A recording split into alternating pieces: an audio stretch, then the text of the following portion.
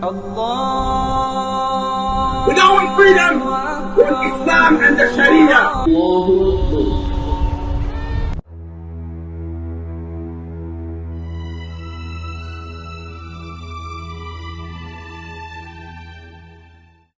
We're outside the Belfast Islamic Centre, and we've got a free Tommy Robinson political prisoner jailed for journalism.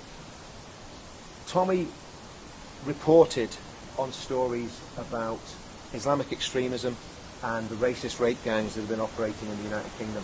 And I think if Tommy was actually in Belfast, he'd probably be reporting on the Belfast Islamic Centre, because there are questions that need to be asked about the Belfast Islamic Centre.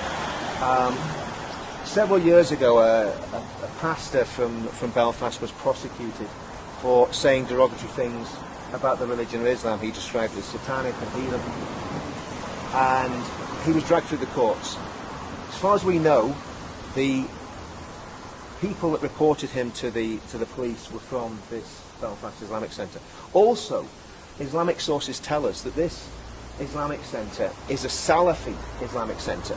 Now, the Salafi strain of Islam is the most extreme form of Islam that you will come across. They take everything literally. ISIS would describe themselves as a Salafist organisation. Al-Qaeda would describe themselves as a Salafist organisation. So there's a lot of questions to be asked about this mosque. This mosque is also affiliated with the Muslim Council of Britain.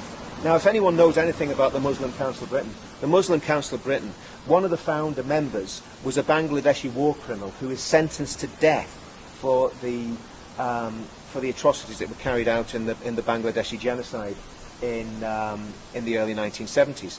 The Muslim Council of Britain is also known to be associated with the extremist group Jamaat al-Islami and also the Muslim Brotherhood. The Muslim Brotherhood is an extremist organisation that the American government actually want to ban for terrorism. These questions have never been asked about this Islamic Centre. Also, the treasurer of the Belfast Islamic Centre made a statement on BBC Radio when he was speaking to William Crawley, where he said Mosul was the most peaceful city on earth.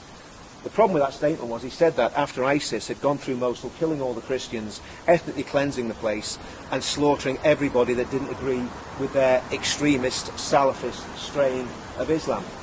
So the question I want to ask everybody in the mainstream media in Northern Ireland is why, when you show the Belfast Islamic Centre, do you not ask them these questions and ask them about their links with extremism? If there are any links with extremism, it's not our job as citizen journalists to do that. It's the mainstream media's job to get into these stories and find out the facts about these Islamic centres and about the people that are running them and controlling them.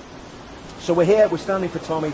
Tommy would be all over this. Tommy is in prison because he's taking a stand against radical Islam. It's as simple as that. And the reality is, Tommy Robinson is a victim of Sharia law.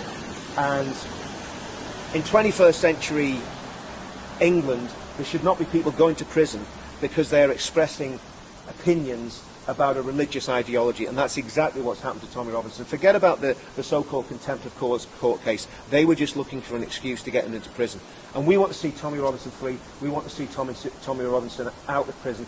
And we want to see the day stop when people are jailed for journalism.